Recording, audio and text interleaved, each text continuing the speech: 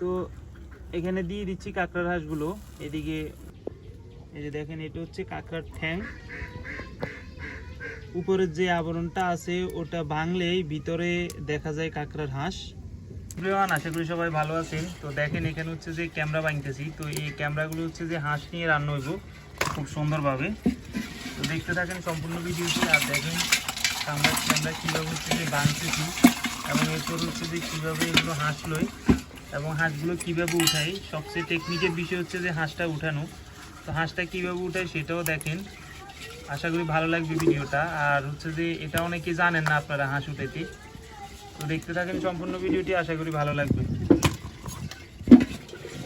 কাঁকড়া বাইনতে কিন্তু খুব সাবধান, কারণ কাঁকড়ার যে ঠ্যাংটা আছে যদি একটা কামড় দিতে পারে, তো মনে করেন এক সপ্তাহলাই ওই মনে করেন হাতে বা যে জায়গা দিয়ে কামড় দেখবে ওখান দিয়ে হচ্ছে যে এক সপ্তাহের জন্য ইঞ্জুরি থাকবে।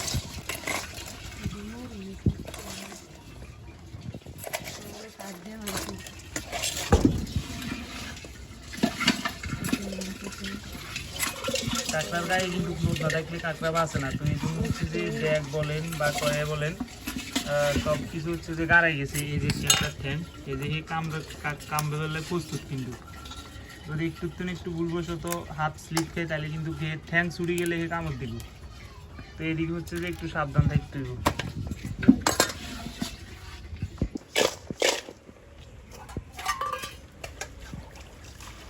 এদিকে হচ্ছে কাঁকড়াগুলো তুলে দিছি চুলাতে সিদ্ধ করার জন্য। দেখেন কাঁকড়াগুলো খুব সুন্দরভাবে সিদ্ধ হয়ে যাচ্ছে। যাক, সিদ্ধ হয়ে যাক, আমরা অন্য তরকারি কুটি।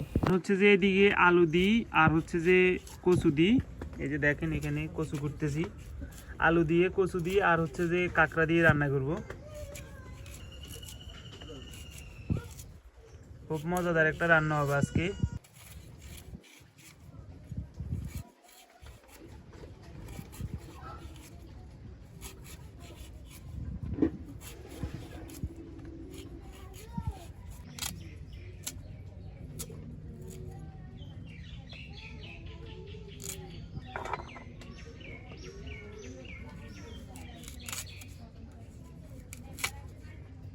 যেগুলো কুটতেছি এগুলো কিন্তু খোলা কচু। আপনারা কে কে চিনছেন আমি কিন্তু প্রথম বলি নাই, তো আপনারা হচ্ছে যে কমেন্টে জানাই দিবেন কে কে চিনছেন এই কচুটা।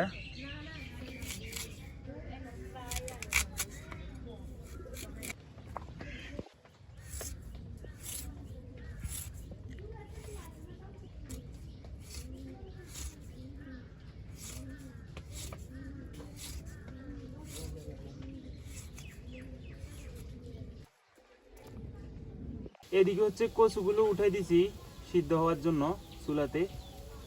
কচুগুলো অবশ্যই সিদ্ধ করে নিতে হবে, কিন্তু নইলে কিন্তু গলা ধরবার সম্ভাবনা 80%। এদিকে হচ্ছে যে কাঁকড়াগুলো সিদ্ধ হয়ে গেছে, নামাই নিছি। এখন হাঁসগুলো নিয়ে নিতেছি কাঁকড়ার থেকে। এই যে দেখেন, এটা হচ্ছে কাঁকড়ার ঠ্যাং। উপরের যে আবরণটা আছে ওটা ভাঙলেই ভিতরে দেখা যায় কাঁকড়ার হাঁস। তো সেটা তোলার জন্য একটু ধীরে ধীরে বাড়ি দিতে হবে। বেশি জোরালো বাড়ি দিলে কাঁকড়ার হাঁসটা বদ্ধ হয়ে যাওয়ার সম্ভাবনা সবচেয়ে বেশি। এরপরও দেখেন এইটার ভিতরে একটু বেশি বাড়ি লাগছে বিদেয় এটা একবার হচ্ছে যে থেতে হয়ে গেছে। হাঁসটা গোটা উঠতেছে না। যদি আর একটু আস্তে বাড়ি দেওয়া যেত তাহলে একবারে গোটা উঠতো। যে এটা দেখেন, এটা একবারে প্রুফ, আপনাদেরকে প্রুফ দেখাই দিলাম। একটু জোর পড়ার কারণে বাড়ি হাঁসটার কি অবস্থা হয়ে গেছে, নাহলে কিন্তু কেমনটা হইতো না।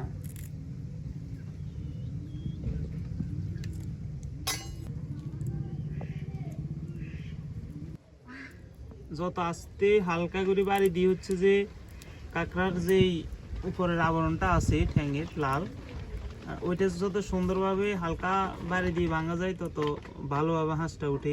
এই যে দেখেন,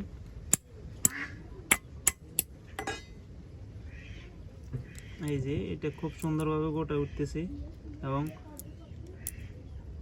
কোনো ভাঙে নাই। এই যে দেখেন একেবারে গোটা। এদিকে হচ্ছে যে কাঁকড়া দিয়ে কচু দিয়ে আলু দিয়ে যেগুলো রান্না করব ওগুলোর জন্য দিয়ে দিছি তেল।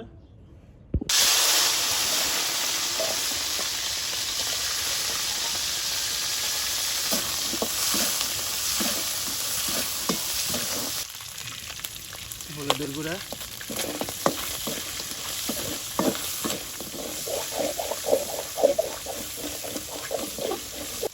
দিয়ে দিচ্ছি কচু আলু, সিদ্ধ করা কচু, কাঁচা আলু সবগুলো একসাথে মিশে নেওয়ার পর হচ্ছে যে দিয়ে দিচ্ছি ক্যাকড়ার সাথে।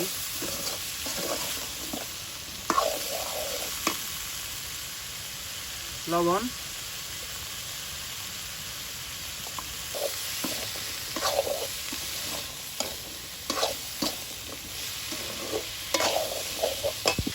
পেঁয়াজ কুচি,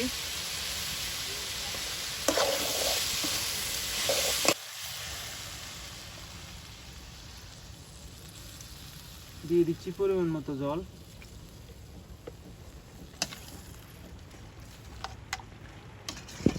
কচু আলু সিদ্ধ হওয়ার মতো জল দেওয়ার পর দিয়ে দিচ্ছি পরিমাণ মতো মরিচের গুঁড়া,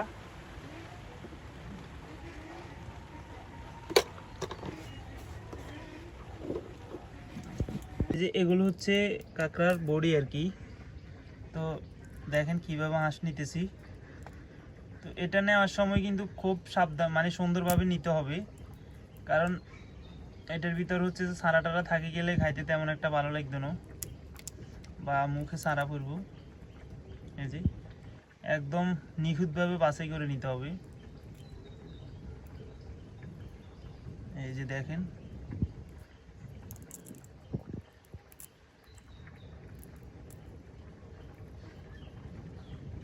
এদিকে তো নিতেছি কাঁকড়ার হাঁস, অন্যদিকে উঠে দিছি হচ্ছে যে কচু, কাঁকড়া, তারপর হচ্ছে যে আলু, সেগুলো দেখেন প্রায় অর্ধা অর্ধি হয়ে আসছে। কিছুক্ষণের ভিতরে নামাই নিব, আর আরও ঝোল টানতে হবে, এখনো কিন্তু অনেক ঝোল, এটা কিন্তু মাখা মাখা ঝোল করে রাখবো। তো এদিকে হচ্ছে কড়াইয়ে তুলে দিছি কাঁকড়ার হাঁস রান্নার জন্য। তো কাঁকড়ার হাঁস রান্নার জন্য আগে হচ্ছে যে কাঁকড়ার হাঁসের জন্য ঝোল তৈরি করে নিতে হবে। তো সেজন্য তেল দিয়ে দিছি এবং হচ্ছে যে পেঁয়াজ দিয়ে দিচ্ছি, লবণ, ক্যাম্বার ট্যাং নয় এবার করে ললিত,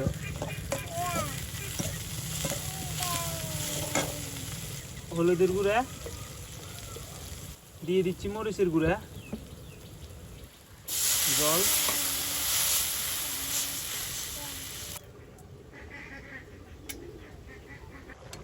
তো এই তরকারিগুলো হয়ে আসছে, কাঁকড়া, কচু, তারপর আলুরগুলো। তো এখানে দিয়ে দিচ্ছি জিরে বাটা, আর দিয়ে দিতেছি রসুন বাটা, যাতে তরকারি থেকে সুন্দর একটা ফ্লেভার বা সুন্দর একটা গন্ধ আসে মশলার। তো এই যে দেখেন তরকারিগুলো হয়ে গেছে, ঝোল একেবারে মাখামাখা হয়ে গেছে, এখন এগুলো নামাই নিব। তো এখানে দিয়ে দিচ্ছি কাঁকড়ার হাঁসগুলো, এদিকে যে মশলার ঝোলগুলো ওগুলো হয়ে আসছে। কাঁকড়ার হাঁসগুলো দিয়ে কিন্তু একেবারে লাড়া যাবে না কিছুক্ষণ, ঠিক আছে? লাইলে কিন্তু এটা ভাঙ্গিয়ে একেবারে ডাইল ঢেলে যাবে।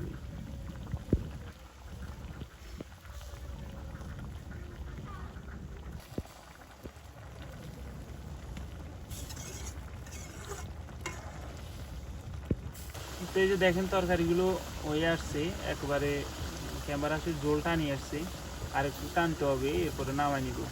তো এই যে দেখেন তরকারিগুলো হয়ে গেছে, একেবারে ক্যামেরার হাঁসগুলো মাখা মাখা হয়ে গেছে, এখন এগুলো নামাই নিব। দেখি খাওয়ার সময় কেমন লাগে খাইতে, দেখতে থাকেন। তো এই যে দেখেন এগুলো হচ্ছে কাঁকড়ার হাঁস। তো হালকা কিছু কাঁকড়ার হাঁস নিই। ভাই জিম্বার জল চলিয়েছে অলরেডি। এই যে এটা হালাই দিব, কিন্তু এটা খাইতেন না, এটা শক্ত।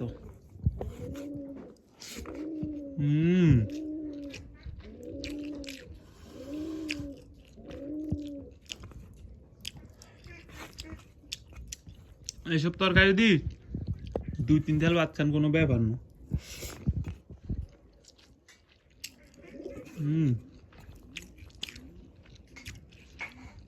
সেই লেভেলের তরকারি হয়েছে।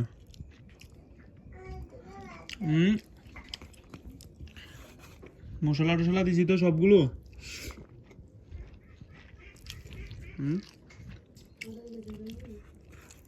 আস্তের এই যে এটা হচ্ছে কাঁকড়ার ঠ্যাঙের হাঁস।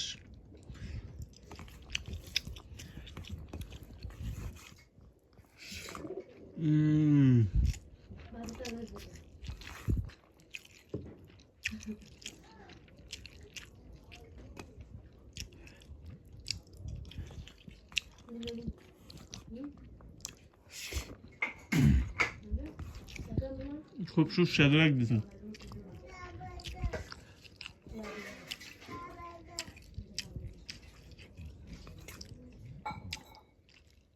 এরপরে দুই একটা কাঁকড়ার যেই এটা রয়ে গেছে, এই যে আমি বলছিলাম এগুলো দুই একটা এরপরও রয়ে গেছে।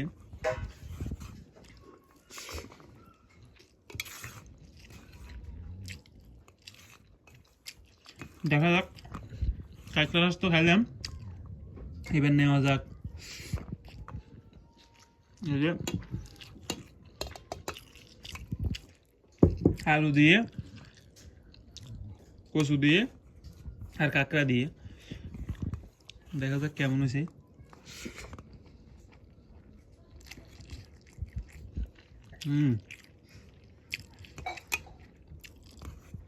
ভালো লাগতেছে। কচু গলা দিত না, এই জন্য কচুর যে আমরা সিদ্ধটা হালাইছি, হ্যাঁ সিদ্ধর কারণে কিন্তু গলা দিত না। তো ধন্যবাদ সম্পূর্ণ ভিডিওটি দেখার জন্য।